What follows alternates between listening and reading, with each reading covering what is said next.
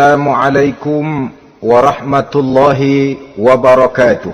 Waalaikumsalam warahmatullahi wabarakatuh. Alhamdulillah, alhamdulillahil jabbaril qahhar, al-azizil ghaffar, khaliqil jannati wan nar. Wassalatu wassalamu ala sayyidina wa maulana Muhammadinil mukhtar wa ala alihi wa ashabihil adhar. Amma ba'du. Saudara-saudara kaum muslimin rahimakumullah. Neraka dalam istilah Quran selalu disebut dengan narun, yaitu suatu tempat di akhirat nanti yang wujudnya berupa api yang bergejolak, bernyala dengan teramat dahsyatnya, sehingga dapat mengelupaskan kepala setiap orang dan menjulang ke hati. Diriwayatkan oleh Imam Bukhari dan Muslim bahwa Rasulullah sallallahu alaihi wasallam pernah bersabda, "Narukum hazihi allati tuqiduna juz'un min 70 jazaan min harri jahannam." Qalu, "Wallahi in kanat lakafiyatun ya Rasulullah." Qala, "Fa innaha fadlat bi 69 jazaa." Apimu yang kamu pakai di dunia ini, kata Nabi, untuk memasak, untuk menyalakan lampu, api yang kau pakai di dunia ini cuma satu bagian kecil dari 70 kali bagian panasnya neraka jahanam. Sahabat waktu itu terperanjat lalu berkata, "Wallah, in kanat lakafiyatun ya Rasulullah." Ya Rasul, api di dunia ini saja sudah cukup untuk menghanguskan kami, untuk menghanguskan apa yang ada. Bersabda Rasulullah sallallahu alaihi wasallam, maka sesungguhnya api neraka itu dilebihkan panasnya dengan 69 kali daripada panasnya api di dunia ini. Jadi sepanas-panasnya api yang pernah kita rasakan di dunia ini, maka api di neraka nanti 69 kali lebih panas dari api yang kita rasakan paling panas di dunia. Hadis yang senada dengan penjelasan ini di samping Jawahirul Bukhari, kita bisa menemukannya dalam Mukhtasar Tazkiratul Qurtubi dan Mukhtasar Ibnu Abi Jamrah misalnya. Saudara-saudara kaum muslimin rahimakumullah. Sehingga boleh jadi seringan-ringan azab penduduk neraka di akhirat nanti, kata Nabi, seorang yang di telapak kakinya diletakkan kerikil neraka yang sangat kecil, lalu mendidih otaknya. Itu seringan-ringannya. Di tapak kakinya diletakkan kerikil neraka yang oleh karena panasnya lalu mendidih otaknya. Itu yang paling ringan, nggak apa-apa, cuma segitu aja. Di telapak kakinya ditaruh kerikil, otaknya lalu jadi mendidih karena menahan panas. Pantas kalau satu hari Luqmanul Hakim pernah memberikan nasihat kepada anaknya, kata beliau, "Anakku, kerjakanlah dosa seberapa kekuatanmu menanggung azab Allah, dan laksanakan ibadah seberapa hajat dan keperluanmu kepada Allah. Berapa banyak hajatmu kepada Allah, begitulah kamu harus beribadah. Kalau kamu merasa tidak berhajat dan tidak perlu apa-apa kepada Allah, ya tidak usah ibadah." Logikanya kan begitu. Saudara-saudara, dalam hidup ini ada nggak yang nggak perlu kepada Allah? Ada nggak? Seluruh kita memerlukan Allah. Karena itu Luqman betul dengan bahasa diplomatis, "Anakku, kerjakan ibadah seberapa hajatmu kepada Allah. Makin banyak hajatmu kepada Allah, makin banyak hendaknya kamu melaksanakan ibadah. Tapi kalau kamu sudah bisa merasa bisa hidup tanpa Allah, persilahkan kamu tidak usah ibadah." Sebaliknya, kerjakan dosa seberapa kekuatanmu menanggung azab siksaan Allah. Kalau merasa sudah belajar ilmu kebal, kira-kira di neraka nanti nggak apa-apa, persilahkan kerjakan dosa sebanyak-banyaknya. Tapi kalau masih berpikir, gua mah jangan dibakar di neraka, nginjak puntung rokok, gua lompat. Kalau masih berpikir ke situ, ya hati-hati, saudara-saudara. Nah, sebagaimana surga, neraka pun ada pintu-pintunya. Dan yang melalui pintu-pintu itu sesuai dengan dosa yang dia kerjakan pada waktu kehidupannya di dunia ini. Jadi setelah manusia diadili, mereka kumpul di padang mahsyar beramai-ramai. Yang mendapat kitab di tangan kanan, yang selamat dari proses pengadilan, yang sudah nyata lebih banyak kebaikannya daripada kesalahannya, wajah mereka berseri-seri.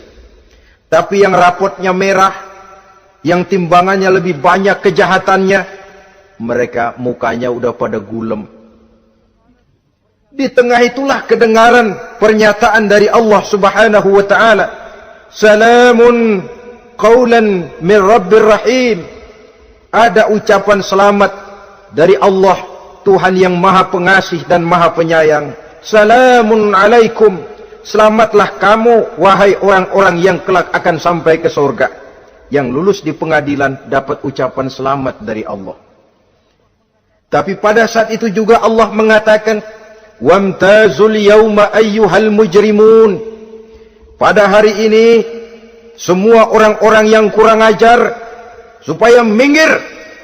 Wamtazul yawma ayyuhal mujrimun. Orang-orang yang durjana, kelompok durhaka, para pembuat dosa, misah hari ini, minggir semuanya. Kamu akan digiring ke dalam neraka. Saudara-saudara kaum muslimin rahimakumullah.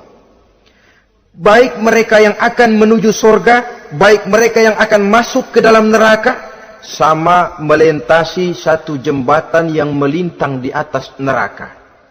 Dalam surah Maryam ayat 71 dan 72, walaupun jembatan itu tidak digambarkan secara jelas, tapi kita temukan penjelasan Allah sebagai berikut.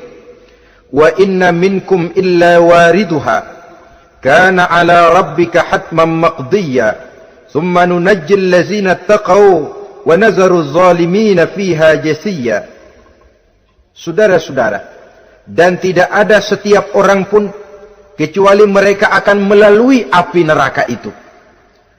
Adapun orang-orang yang bertakwa, mereka diselamatkan oleh Allah. Sedangkan orang-orang yang zalim, mereka terlempar ke dalam jurang neraka.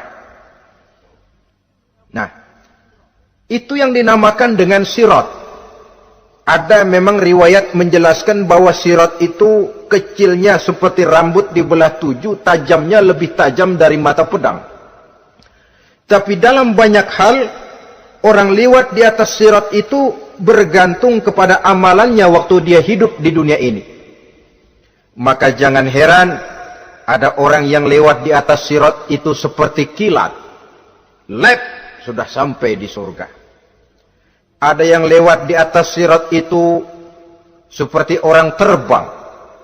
Ada yang lewat di atas sirat itu seperti orang lari. Ada yang seperti jalannya unta. Ada yang merangkak. Ada yang gelantungan. Ada yang sudah hampir sampai ke tepian sana untuk masuk ke dalam surga, terpeleset nyemplung juga ke dalam neraka. Sesuai dengan amalan pada waktu mereka hidup di kehidupan dunia yang sekarang ini. Saudara-saudara kaum muslimin rahimakumullah. Apabila orang terperosok lalu masuk ke dalam neraka, bagaimanakah ihwal keadaan di neraka? Panasnya sudah kita jelaskan tadi. 70 kali lipat dari sepanas-panasnya api di dunia ini. Lalu orang-orang yang masuk ke dalam neraka, mereka juga mendapat pakaian, makanan, minuman, perhiasan. Tapi makanannya, minumannya, perhiasannya lain dengan orang-orang yang sampai di surga. Mereka juga diberikan buah-buahan, sebab di neraka juga ada pohon. Namanya pohon zakum. Buahnya duri dari api. Dan itu yang akan jadi lalap makanannya orang-orang neraka. Di dalam surah As-Saffat ayat 64-65 Allah Subhanahu wa taala menjelaskan, "Innaha syajaratun takhruju fi aslil jahim, tal'uha ka'annahu ru'usus syayatin." Sesungguhnya pohon zakum itu adalah satu pohon yang akarnya keluar dari dasar neraka, yang buahnya seperti kepala setan. Ini sudah untuk bahasa yang sangat menyeramkan ini. Pohon itu tumbuh dari dasar neraka, buahnya mirip kepala setan. Itu akan dijadikan makanannya orang-orang yang ada di dalam neraka. Perhiasannya apa? Surah Al-Insan ayat 4, "Inna a'tadna lil kafirina salasilan wa aghlalan wa sa'ira." Sesungguhnya kami sediakan bagi orang-orang kafir itu di dalam neraka segala macam rantai, cambuk-cambuk dan belenggu-belenggu neraka, terbuat dari api neraka, siap untuk merantai, membelenggu dan mencambuk mereka. Jadi dikasih perhiasan, lehernya dikalungin rantai, tangannya dipakein belenggu, ada cambuk-cambuk yang seluruhnya terbuat dari api neraka. Begitu mereka sampai ke pintu neraka yang namanya malaikat Zabaniyah, penjaga neraka, udah bukan main gemesnya dah. Ya, nyambutnya nggak ada ramahnya, lain sama malaikat Ridwan, penjaga surga. Ramah, murah senyum. Begitu orang mau masuk surga, "Salamun alaikum tibtum fadkhuluha khalidin." Keselamatan atas kamu, sungguh kamu telah beruntung. Sekaranglah masuk kamu ke dalam surga dan kekalah tinggal selama-lamanya di sana. Ramah, murah senyum, selamat datang, selamat tiba di tempat yang penuh kenikmatan. Mari persilahkan. Ini malaikat Ridwan. Malaikat Malik, malaikat Zabaniyah lain lagi. Dia nungguin pabrik. Sadis menerima, matanya melotot. Ini dia. Manusia-manusia kurang ajar yang waktu di dunia sudah datang para rasul, sudah turun agama, sudah datang Al-Quran, tapi belagak pilon. Sini loh. Nih, rantai, belenggu. Lalu dirangkeng, dimasukkan ke dalam neraka. Na'udzubillah, summa na'udzubillah. Saudara-saudara, lalu terpikir oleh kita, kalau begitu panasnya api neraka, sekali lempar orang terus mati dong. Ya enak kalau boleh begitu sih. Begitu dilempar ke neraka terus mati, enak. Ternyata tidak. Kepedihan neraka adalah kepedihan yang kekal dan terus menerus.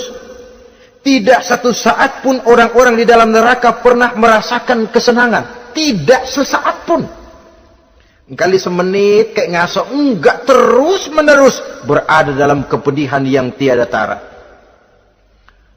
Al-Quran menjelaskan, kullama nadijat juluduhum baddalnahum juludan ghairaha. Apabila hancur kulitnya, kami ganti dengan kulit yang baru. Supaya apa? Liyazukul azab, biar dia rasain azab. Tuh, rasain dulu. Hancur kepalanya, buletin lagi, hancur kulitnya, bikin lagi, berantakan isi perutnya, disempurnakan lagi, digiling lagi. Terus menerus begitu, tidak sedetik pun penduduk neraka itu pernah mengalami istirahat.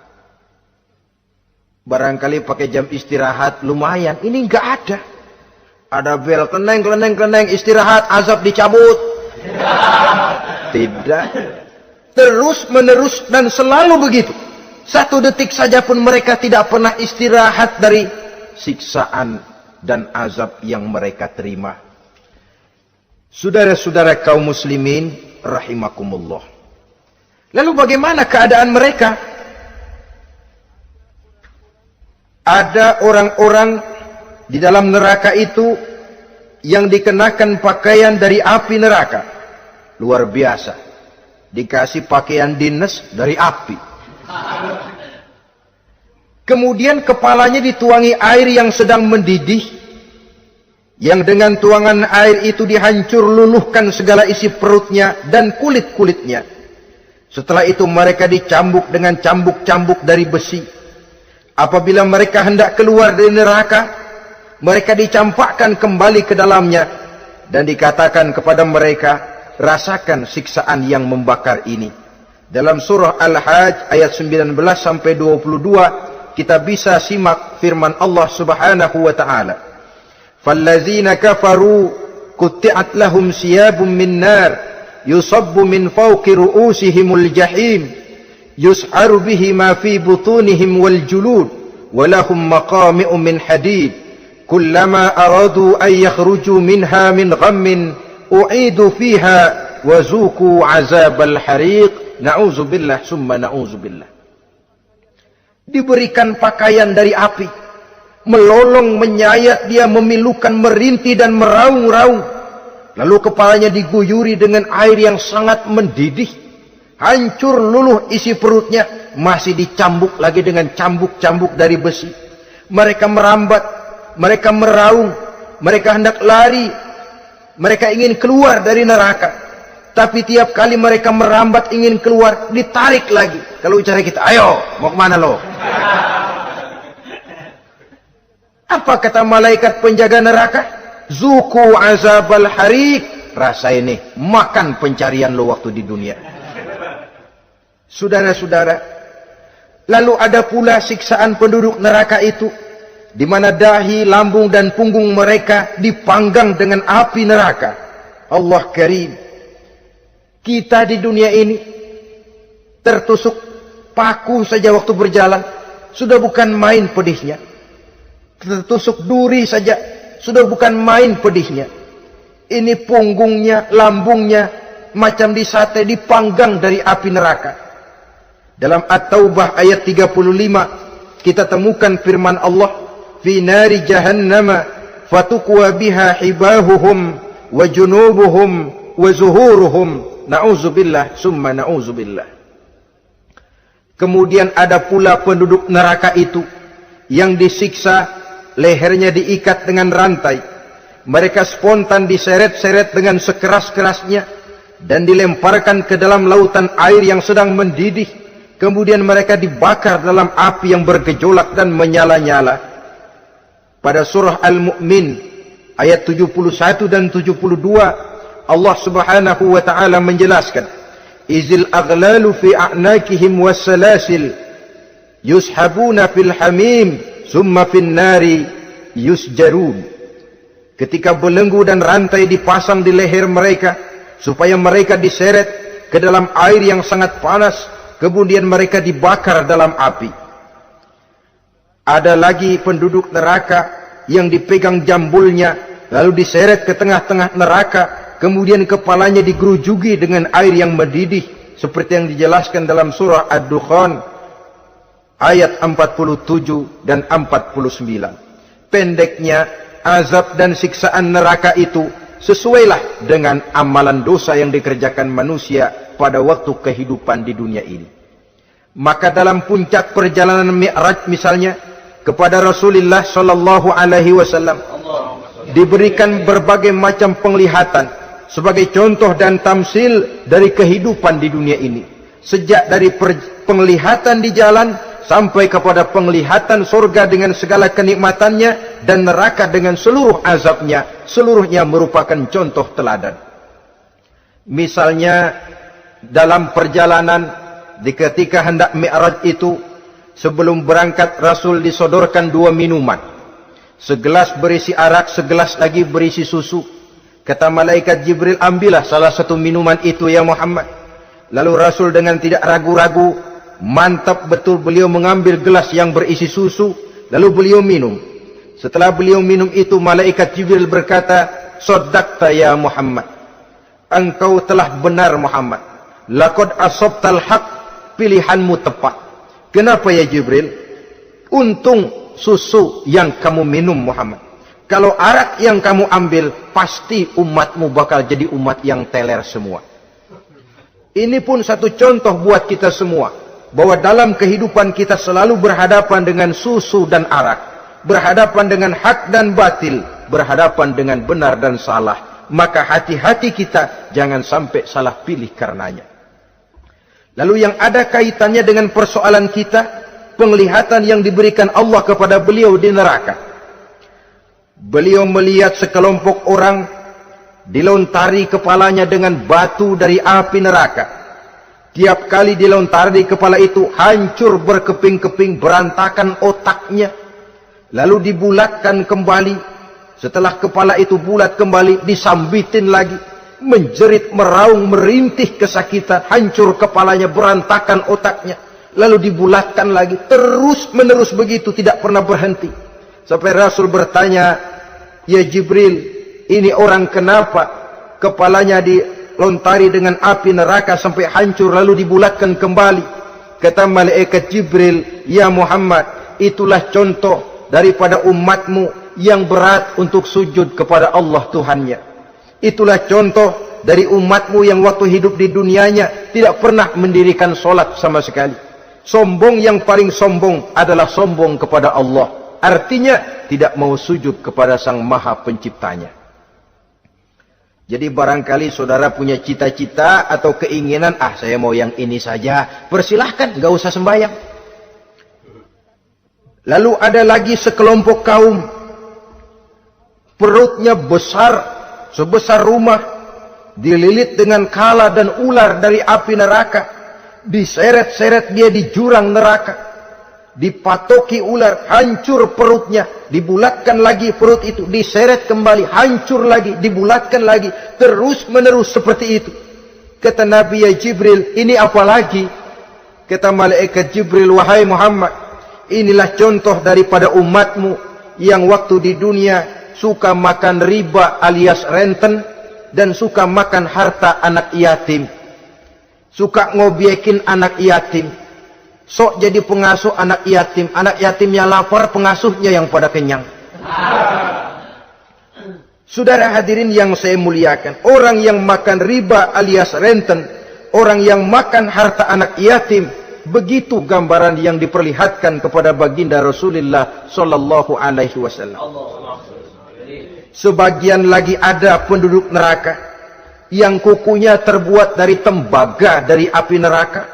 Panjang sangat kukunya itu, lalu mencakar-cakar mukanya sendiri. Hancur mukanya, berantakan, dicakari oleh kukunya itu, lalu dibulatkan lagi, dicakar lagi, hancur lagi, dibulatkan lagi. Pengangguran bener nih orang. Muka sendiri, dicakarin sendiri. Ya Jibril, ini tamsil apa Jibril? Ya Muhammad, itulah contoh dari umatmu yang pada waktu di dunianya nggak pernah rukun sama sesama saudaranya muslim, suka nyari aib orang lain, suka ngejelekin orang lain, padahal orang lain itu saudaranya seakidah. Kan sama dengan nyakar muka sendiri namanya, menepuk air di dulang, terpercik muka sendiri. Kejelekan saudaranya dikorek-korek, aib saudaranya diobral di pasar umum. Orang macam itu nanti tangannya akan tumbuh kuku panjang dari tembaga yang akan mencakar dan mengoyak-ngoyak mukanya sendiri. Itu kita bisa lihat nanti.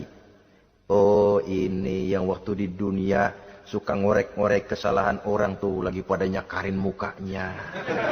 Oh, begitu. Saudara-saudara kaum muslimin rahimakumullah. Oleh karena itu Nabi ajarkan kita, tuba liman syaghalahu aibuhu an uyubin nas. Beruntung orang yang aib dan kekurangan pada dirinya menyebabkan dia sibuk sampai enggak sempat ngorek-ngorek aib dan kekurangan orang lain. Introspeksi. Beruntung orang yang celak dirinya menyebabkan dia sibuk dan tidak sempat ngorek-ngorek aib pada diri orang lain.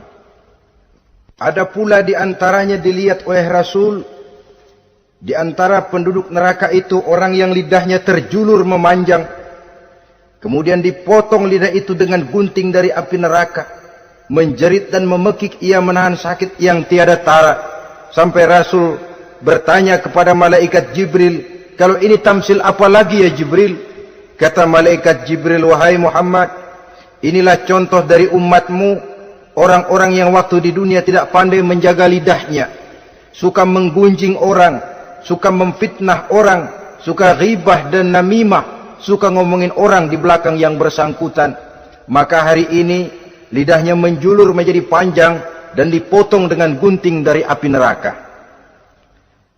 Lalu Rasul juga melihat sekelompok orang perempuan tergantung rambutnya dari gantungan api neraka, kemudian dipanggang dari duburnya sampai ke atas kepalanya dengan tombak dari api neraka, meraung dan merintih serta mengeluarkan nanah dari kemaluannya. Rasul bertanya, ini apa lagi ya Jibril? Kata malaikat Jibril, inilah perempuan yang waktu di dunia tidak pandai menjaga kehormatan dirinya, ahli zina dan tukang umbar. Saudara-saudara kaum muslimin rahimakumullah, banyak lagi tamsil-tamsil yang dicontohkan dalam puncak perjalanan Mi'raj yang seluruhnya merupakan peringatan bagi kita umat Rasulullah sallallahu alaihi wasallam. Nah, kemudian sekarang marilah kita bicarakan neraka itu satu demi satu. Yang pertama, dan ini yang paling dikenal orang, neraka Jahannam atau naru Jahannam. Siapa yang dijelaskan Allah akan menjadi penghuni neraka Jahannam ini? Pertama dalam surah Al-Ankabut ayat 68. Wa man azlamu mimman iftara 'ala Allahi kadziban aw kadzdzaba bil haqqi lamma ja'ahu alaysa fi jahannam maswal lil kafirin. Adapun orang-orang yang zalim kepada Allah, mendustakan ayat-ayat Allah dan mendustakan kebenaran setelah datang kebenaran itu, bukankah neraka Jahannam merupakan tempat kembali bagi orang-orang kafir?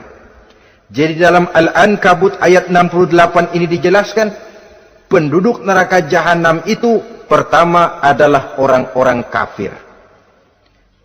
Siapa orang kafir? Menurut keyakinan akidah kita, setiap orang di luar Islam adalah kafir.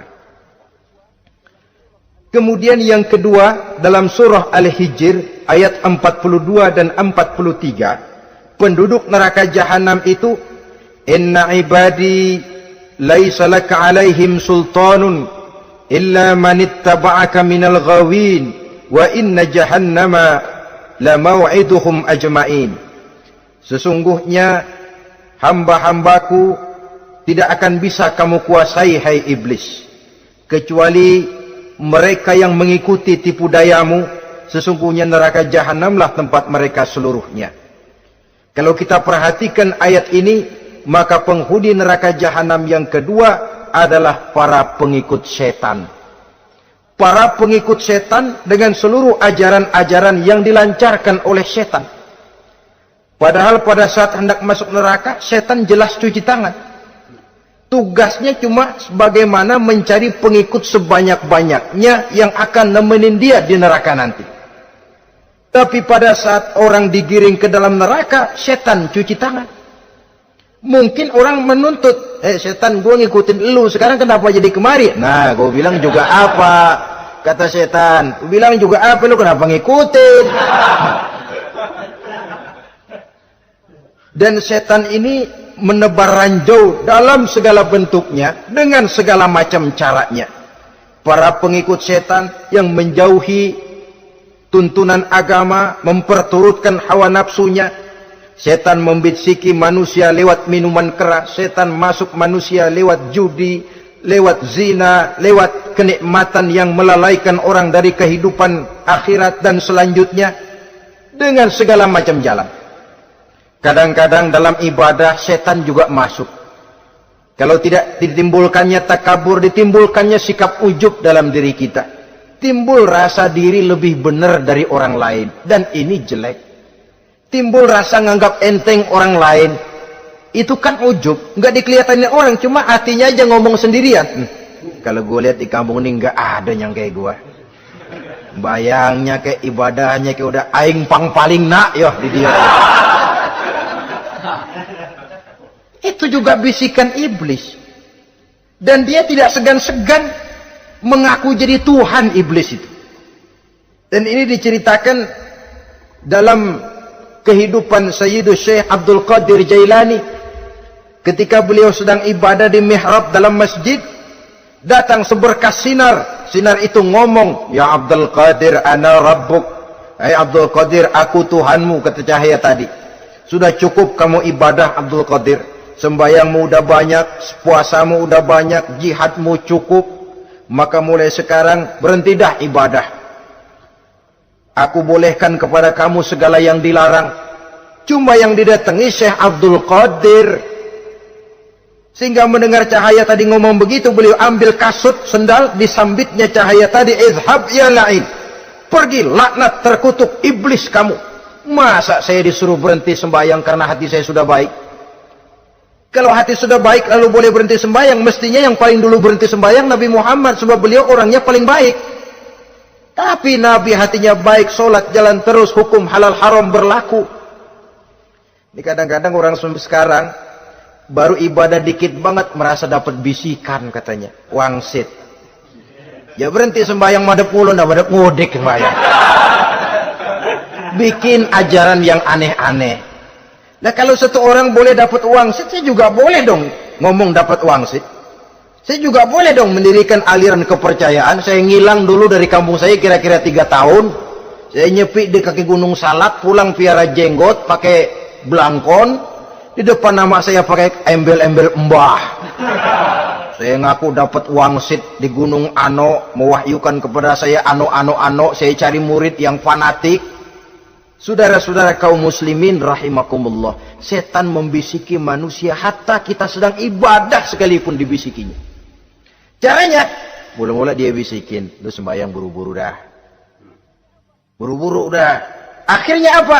Rukuk kita enggak sempurna, sujud kita enggak lengkap, tumakninah kita kurang, bacaan kita tajwidnya enggak kena. Kalau itu bisa kita atasin, kita sembahyang sebagaimana yang seharusnya, dia bisiki lewat jalan lain lagi. Suruhnya yang pendek-pendek aja dah. Atau habis sembahyang udah sigrah, udah jangan pakai wirid, jangan pakai zikir. Dengan segala macam jalan. Dibisikinya was-was ke dalam diri kita. Sehingga ada satu riwayat walaupun dhaif tapi ini baik untuk dijadikan pelajaran. Konon iblis itu kalau subuh keliling dia. Bawa kulit kambing, jarum sama tepung. Ditanya orang, iblis ini buat apa? Oh, kulit kambing. Gunanya tahu nggak? Kalau begitu subuh, sudah muazin bilang, as-salatu khairum minan naum. Salat lebih baik daripada tidur.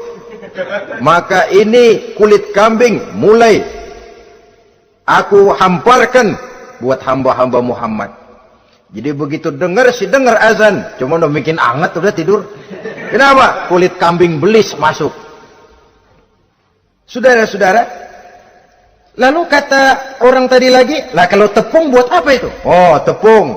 Itu kalau umat Muhammad mau baca Quran, baca kitab, mutola'ah, gua aurin tepung matanya.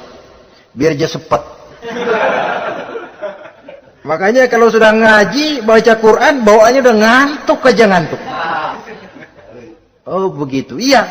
Lah kalau duri paku itu buat apa? Nah, ini duri paku. Kalau umat Muhammad mau hadir di majelis taklim, mau pergi ngaji, mau duduk iktikaf di masjid, gua pasangin paku di pantatnya. Jadi kalau sudah duduk di masjid, kelasat, kleset. Hadir di majelis taklim, kelasat, kleset. Bawaannya mau udahan melulu. Itu duri-duri dan paku-paku yang memang ditebarkan oleh iblis.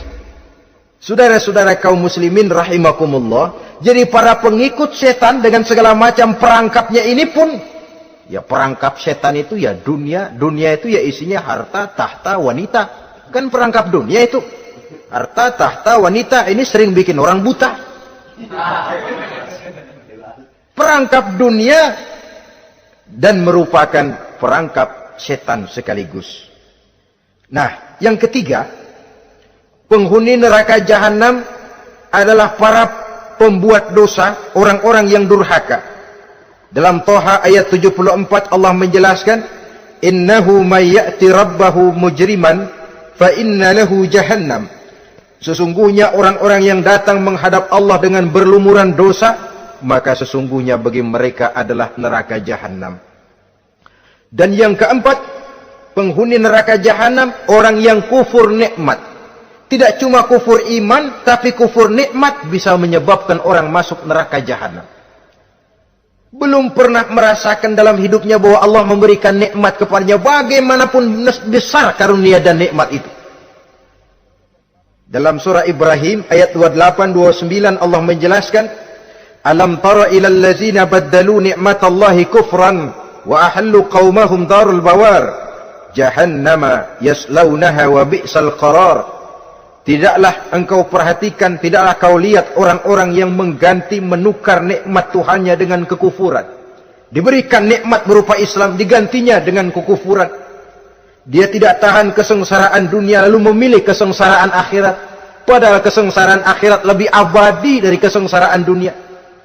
Ada orang yang gak tahan miskin dunia, lalu menjatuhkan pilihan lebih memilih miskin akhirat. Ya Allah, keliru besar. Karena nggak tahan hidup miskin di dunia, ada yang nawarin ngasih supermi 3 bungkus, iman telap. Ada yang ngasih beras, pindah agama. Ada yang bawain pakaian bekas, tukar akidah, pindah iman. Innalillah. Ditukar kemiskinan dunia dengan kemiskinan akhirat. Padahal kemiskinan dunia berapa tahun? Setahun umur manusia. Sepanjang-panjang umur orang sekarang kan. 100 tahun udah jarang umur orang sekarang. 70 aja udah cakep tuh. Sebenarnya kalau 70 tuh ada jatah lebih tuh, 7 tahun. Kalau ikut Nabi 63 tahun kan. Nabi wafat. Kalau kita sudah umur 70 tuh ada jatah ekstra 7 tahun. Oh ya, dimanfaatkan baik-baik mestinya. Taruhlah kemiskinan dunia, bagaimanapun melaratnya dunia, bagaimanapun sengsaranya dunia, cuma sebatas umur kita. Tapi kalau nikmat Islam ini harus kita tukar dengan yang lain. Baddalu ni'matallahi kufran. Menukar, mengganti nikmat yang diberikan Allah dengan kekufuran. Artinya kita menukar kemiskinan sementara dan kita memilih kesengsaraan dan kemiskinan abadi. Di akhirat kita miskin, di neraka kita miskin, miskin abadi. Di neraka kita sengsara, sengsara abadi. Saudara-saudara kaum muslimin rahimakumullah. Itu neraka jahanam. Yang kedua dinamakan neraka jahim. Siapa mereka ini para penghuninya? Siapa mereka ini para penghuninya? Pertama dalam surah At-Takatsur, yaitu orang-orang yang bermegah-megah dengan dunia, menumpuk-numpuk harta, lalu lupa dengan kesibukan harta itu, lupa kepada kehidupan yang akhirat nanti. Alhaakumut takatsur hatta zurtumul maqabir kalla sawfa ta'lamun thumma kalla sawfa ta'lamun kalla law ta'lamuna ilmal yaqin la tarawunnal jahim. Kamu telah lalai akibat apa? At-takatsur. Ini penyakit pertama yang menyebabkan orang sampai ke neraka jahim. Penyakit takatsur. Dan itu penyakit zaman sekarang.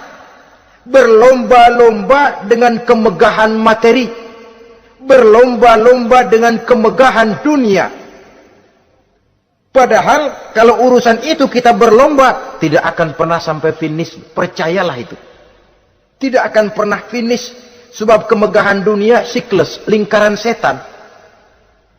Kita anggap kalau punya duit 1 juta tenang, punya 1 juta berubah pikiran, lain lagi. Kita anggap kalau punya mobil enak, sudah punya mobil, lain lagi problemnya.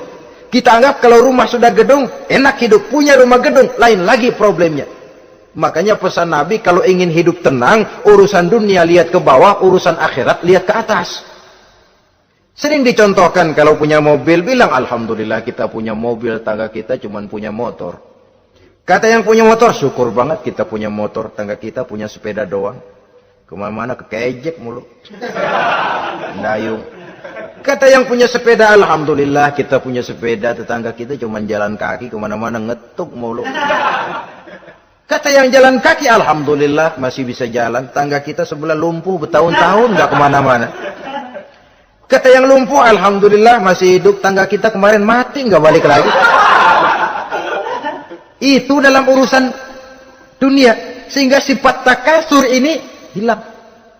Tapi urusan akhirat lihat ke atas. Kalau dia begitu sibuknya bisa jaga sholat, kenapa saya tidak? Kalau dia hidupnya sederhana, rajin sedekah, kenapa saya yang lebih kok enggak sanggup? Kalau dia bisa baca Quran, kenapa saya enggak? Lalu timbul gairah ingin mencontoh. Mencontoh orang dalam urusan ibadah menimbulkan ketenangan jiwa. Dan itu ada garis finishnya. Tapi kalau yang lumpuh lihat yang bisa jalan lihat yang naik sepeda, yang sepeda punya lihat motor, sudah punya motor lihat mobil, lihat pesawat terbang, lihat kereta api. Kapanlah awak nih mau bersyukur? Yang ada kurang saja padahal nikmat itu tidak pernah berhenti. Bukan dilarang orang kaya. Tetapi perlombaan memperkaya diri itu yang dilarang. Karena kalau sudah perlombaan namanya jor-joran sifatnya. Prinsipnya tujuan menghalalkan cara ini yang dijaga oleh agama. Saudara-saudara, selain penyakit takasur yang menyebabkan orang sampai ke neraka jahim, juga perbuatan durjana. Dalam Al-Infitor ayat 13-14, innal abrara lafi na'im wa innal fujjara lafi jahim. Orang-orang yang berbakti, berbuat kebajikan, mereka akan mendapatkan neraka surga naim. Tetapi orang-orang yang fujar, durjana, kurang ajar, durhaka, lafi jahim, mereka akan mendapatkan neraka jahim.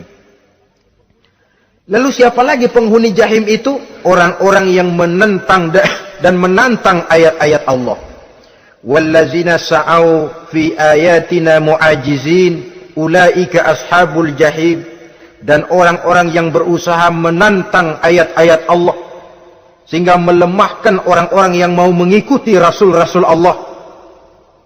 Menantang ayat Allah dan membuat lemah orang yang mengikuti rasul, melemahkan semangat orang yang mau mengikuti khitah dan perjalanan rasul. Lu mau bangun masjid, iya. Berabe, berat, jangan. Jangan aja kapok. Majelis taklim, pahit. Ngaji, berat, melemahkan ini. Sudah dia rusak, merusak lagi. Kalau rusak kan cuma sendirian. Ini tidak, sudah rusak, merusak. Mu'ajizin, melemahkan orang-orang yang mau mengikuti ayat-ayat Allah. Dan itu tidak jarang zaman sekarang ini. Orang yang melemahkan semangat kita dalam berjuang menegakkan kebenaran. Kita yakin Islam agama yang benar, kita yakin Islam agama yang sempurna. Ada saja orang yang melemahkan semangat kita, yang berteori bahwa ada ayat-ayat Quran yang tidak relevan lagi dengan situasi dan kondisi, yang berteori bahwa Nabi Muhammad cuma sebagai manusia biasa yang tidak terlepas kemungkinan dari salah. Pendeknya melemahkan nilai-nilai semangat kita untuk memperjuangkan Islam ini. Ini pun termasuk mu'ajizin. Mereka akan menemukan nanti di akhirat kapling di dalam neraka yang dinamakan neraka jahim. Na'udzubillah summa na'udzubillah. Yang ketiga, saudara-saudara, di antara nama neraka itu adalah neraka hawiyah. Siapa penghuni neraka hawiyah ini? Dalam surah Al-Qari'ah ayat 8-11 dijelaskan secara simpel, wa amma man khaffat mawazinuhu fa ummuhu hawiyah. Adapun orang-orang yang ringan timbangan kebaikannya, maka tempatnya adalah neraka hawiyah. Artinya, orang ini lebih berat timbangan kejahatannya, sedikit kebaikannya, sehingga jadi ringan di timbangan akhirat nanti. Salat, puasa, zakat, tapi dosa yang dikerjakan masih lebih banyak ketimbang kebaikan yang dikerjakannya itu. Maka orang semacam ini apabila tidak mendapat syafaat, maka dia akan masuk ke dalam neraka yang namanya neraka hawiyah. Lalu yang keempat, neraka wail. Dalam surah Al-Ma'un ayat 1-7, garis besarnya yang mendapat neraka wail adalah para pendusta agama. Siapa sih pendusta agama itu? Ara'aital ladzi yukazzibu biddin. Tidakkah kamu lihat siapa orang-orang yang mendustakan agama? Mendustakan agama, beragama tapi bohong. Salatnya bohong, hajinya bohong, puasanya bohong. Mendustakan agama. Siapa mereka? fadzalikal ladzi yad'ul yatim. Pertama, orang yang suka menghardik anak yatim. Anak yatim yang lemah, anak yatim yang tidak berdaya, yang hidup dipayungi kemiskinan dan kekurangan, bukan ditolongnya, malah dihardiknya.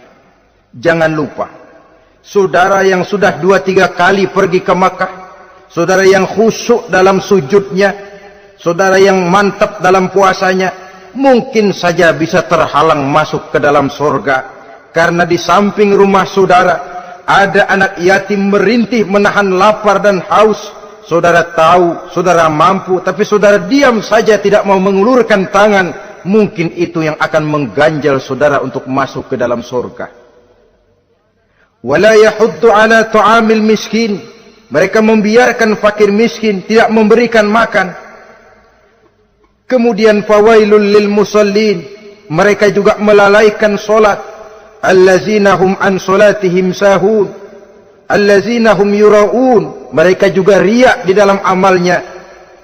Saudara hadirin kaum muslimin rahimakumullah, melalaikan solat, kemudian riak dengan amalnya, termasuk amalan solatnya.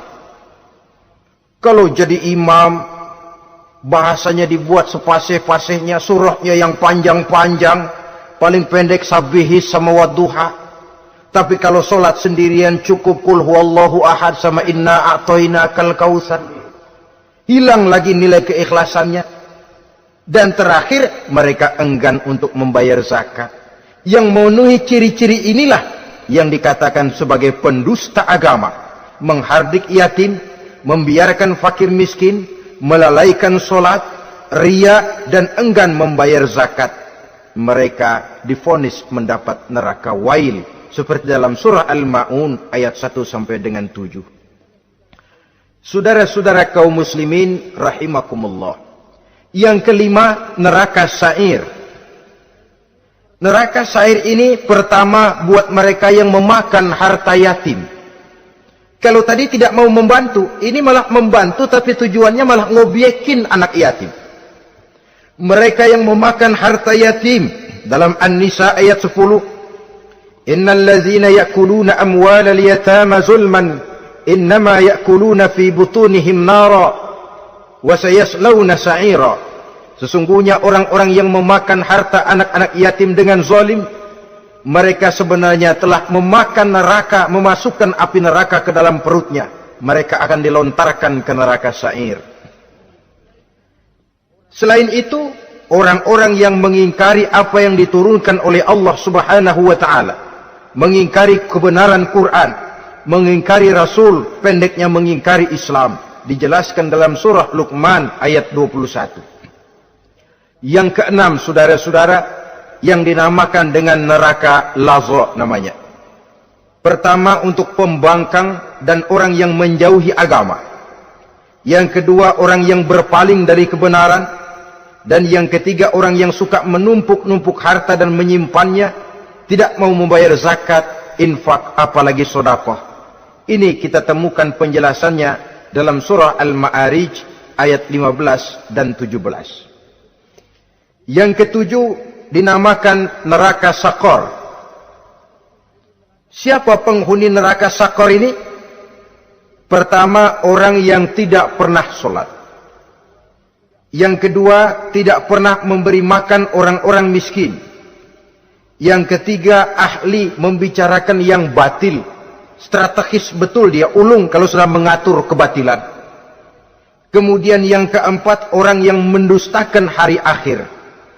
Dalam surah Al-Muddatsir ayat 42 sampai 47, kepada penduduk neraka Sakor ditanya, "Ma salakakum fis Sakor?" Apa yang menyebabkan kamu masuk ke dalam neraka Sakor? Qalu lam naku minal musallin wa la naku nut'imal masakin wa kunna nakhudu ma'al khaidin wa kunna nukazzibu yaumaddin. Mereka menjawab, kami di dunia tidak pernah sholat, tidak pernah memberi makan fakir dan miskin. Kami selalu berkumpul dengan orang-orang yang batil dan membicarakan kebatilan, dan kami mendustakan adanya hari akhir. Yang kedelapan, yang terakhir adalah neraka Khutamah. Ini diperuntukkan bagi para pengumpat pencela, para penghina orang lain, mencari aib saudaranya, kemudian juga mereka menumpuk, menghitung-hitung harta, lalu kikir dan bakhil dengan hartanya itu. Dalam surah Al-Hujurat ayat 11-12, kemudian surah Al-Humazah ayat 1 sampai dengan 7, kita temukan penjelasan itu. Pada akhirnya saudara-saudara, kalau penduduk surga mereka kekal di dalamnya, maka penduduk neraka ini ada dua macam. Ada penduduk musiman, ada penduduk permanen. Kalau yang namanya penduduk permanen itu sudah punya paspor, KTP itu. Memang penduduk permanen itu mereka yang kekal selama-lamanya di dalam neraka. Mereka lah orang-orang musyrik dan orang-orang kafir, termasuk orang-orang munafik. Bahkan lebih dahsyat lagi yang namanya munafik. Kata Allah, innal munafiqin fid darkil asfal minan nar. Orang munafik itu berada di dasar jurang neraka yang paling bawah, keraknya neraka. Saudara-saudara, adapun penduduk yang semi permanen, ia masuk neraka buat sementara saja, sekedar dengan dosa-dosa yang dikerjakannya. Mereka adalah orang-orang mukmin yang asli, orang-orang Islam yang waktu di dunianya berbuat dosa. Mereka masuk ke dalam neraka, menerima azab sesuai dengan dosa yang dikerjakannya. Setelah itu mereka akan diangkat dari surga untuk ditempatkan di dalam, mereka akan diangkat dari neraka untuk ditempatkan di dalam surganya Allah Subhanahu wa ta'ala. Seperti banyak dijelaskan dalam hadis-hadis sahih yang diriwayatkan oleh Imam Bukhari dan Muslim. Nah, inilah sekelumit tentang neraka dan calon-calon penghuninya. Mudah-mudahan Allah jauhkan kita, Allah jauhkan anak cucu kita, Allah jauhkan seluruh keluarga kita dari neraka dan dari azab neraka. Terima kasih dan mohon maaf. Wassalamualaikum warahmatullahi wabarakatuh. Waalaikumsalam warahmatullahi wabarakatuh.